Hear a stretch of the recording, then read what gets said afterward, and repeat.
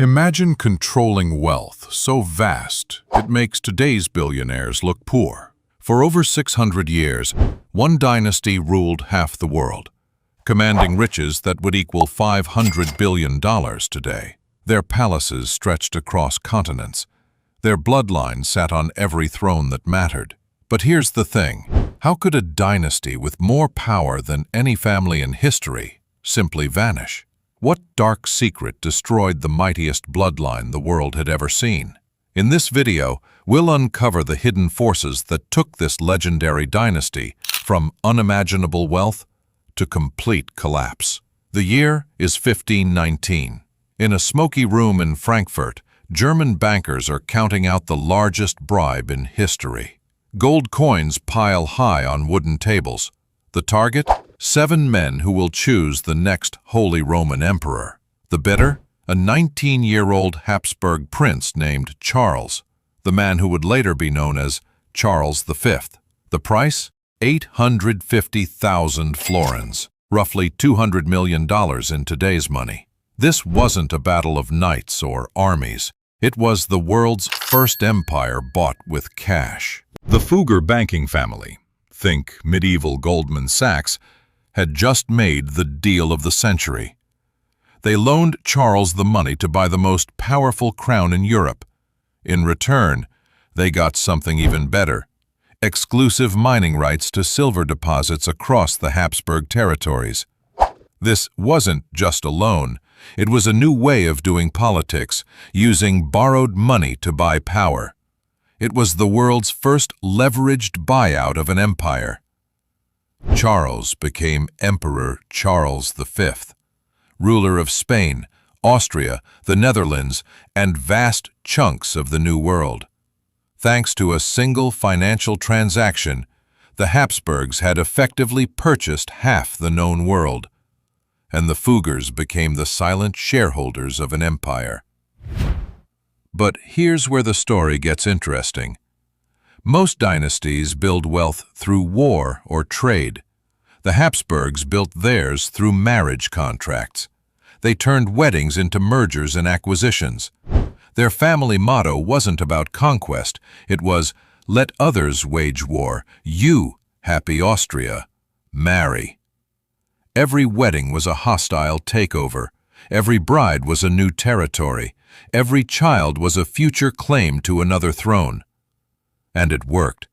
Over generations, the Habsburgs fused Spain, Austria, the Netherlands, and more into a single power block without lifting a sword. Charles V's son, Philip II, inherited this marriage empire in 1556. By then, Habsburg territories stretched from Madrid to Manila. Spanish galleons were hauling silver from the Americas by the ton. The Potosi silver mine in Bolivia alone produced more wealth than entire European kingdoms. This wasn't just rich. This was stupid rich. Philip II controlled roughly 25% of all the silver in the world. That's like owning a quarter of all the oil on Earth today and being able to set the price. But there was a problem brewing in the family tree. To keep all this wealth inside the dynasty, the Habsburgs had developed a dangerous strategy. They only married each other. Cousins married cousins. Uncles married nieces. It was like a financial trust, a legal structure designed to lock wealth inside the family forever. Only this trust wasn't made of documents. It was made of DNA. The results were catastrophic. By the 1600s, Habsburg children were being born with severe genetic defects. The most famous was the Habsburg jaw, a protruding lower jaw so severe that some family members couldn't chew food properly. But the jaw was only the visible symptom. The real damage was mental. Habsburg heirs were increasingly unstable, depressed, and unable to rule effectively. Meanwhile, the empire was bleeding money faster than the silver mines could fill it. Philip II had turned Spain into history's first global superpower, but he'd also turned it into history's first debt addict. The Spanish crown declared bankruptcy 4 times in 50 years. That's like a billionaire going broke every decade while sitting on the world's largest gold mine. How do you go bankrupt when you own half the world's silver? Simple. You spend more than you make, even when you make everything. The problem was negative carry, when the cost of maintaining your assets exceeds what they produce. Think of it like owning a mansion that costs more each month than it brings in rent. The Habsburg Empire had become the world's most expensive mansion. Every palace needed guards. Every territory needed armies. Every war needed funding. The silver from America wasn't profit, it was just covering the bills. In 1557, Spain defaulted on debts so massive they exceeded the entire yearly flow of silver from the New World. It was like Apple suddenly declaring bankruptcy while still selling millions of iPhones worldwide. Philip's answer to the crisis was classic Habsburg logic. Throw even more money at the problem. Not reform, not restraint, just more spending. The crown poured silver into wars, palaces, and grand ambitions that were already draining the treasury dry.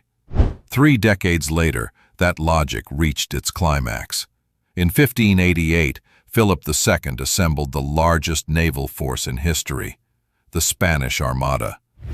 130 ships carrying 30,000 men, funded entirely by American silver. The target? Protestant England, which had been disrupting Spanish trade routes. The plan? Crush England, secure the silver routes, restore Catholic dominance. The result? Complete disaster. The English fleet, smaller but faster, tore through the massive Spanish ships like wolves hunting buffalo. Storms finished what English cannons had started. Less than half the Armada ever made it home. In reality, the cost may have been closer to several billions in today's dollars. A single gamble that drained Spain's treasury for decades. It was the 16th century equivalent of a tech billionaire torched by a single disastrous gamble. Eyewitnesses spoke of wreckage lining the Irish coast, starving sailors dragging themselves ashore, and entire fortunes vanishing beneath the waves. For Philip, it wasn't just defeat. It was public humiliation on a scale Europe had never seen. But here's the twist. The Armada wasn't the real death sentence for the dynasty. Storms at sea could be weathered. What the Habsburgs couldn't escape was the storm inside their own bloodline. Yet the true killer wasn't military defeat. It was genetic collapse. By 1700, the Spanish Habsburg line ended with Charles II, known as the Bewitched. He was the product of generations of inbreeding. His parents were uncle and niece. His grandparents were cousins. His family tree looked more like a family wreath. Charles II couldn't walk until age 4, couldn't talk until age 8, and never produced an heir. Foreign ambassadors wrote home that Spain was no longer ruled by its king at all, but by priests and ministers, while Charles sat mute, a broken figure on the throne. When he died childless at 38, the Spanish Habsburg dynasty died with him. Contemporary observers reported that he was so weak he could barely chew his food and often lay bedridden. Diplomats wrote letters back to Vienna and Paris, describing Spain as a kingdom ruled by a monarch who could hardly make basic decisions. Entire councils of ministers operated behind the scenes, while Charles sat passively by. The Austrian Habsburgs lasted longer, but they faced the same fundamental problem: an empire too expensive to maintain and a bloodline too weakened to rule. By the 18th and 19th centuries, they were increasingly pressured by new forces: nationalism, democracy, and the rising industrial economy. The final blow came in 1914, when Archduke Franz Ferdinand was assassinated in Sarajevo. The resulting World War destroyed 4 empires, including the Habsburgs. In 1918, Emperor Charles I abdicated, ending 600 years of Habsburg rule. The dynasty that once controlled half the world was reduced to a few nobles with grand titles, but no real power. Their palaces became museums. Their territories became independent nations. Their $500 billion empire simply dissolved.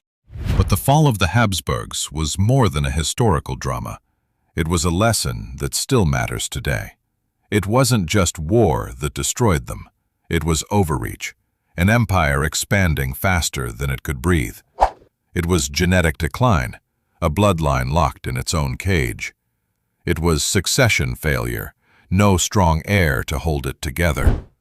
And above all, it was financial arrogance, spending like gods until even divine wealth ran dry.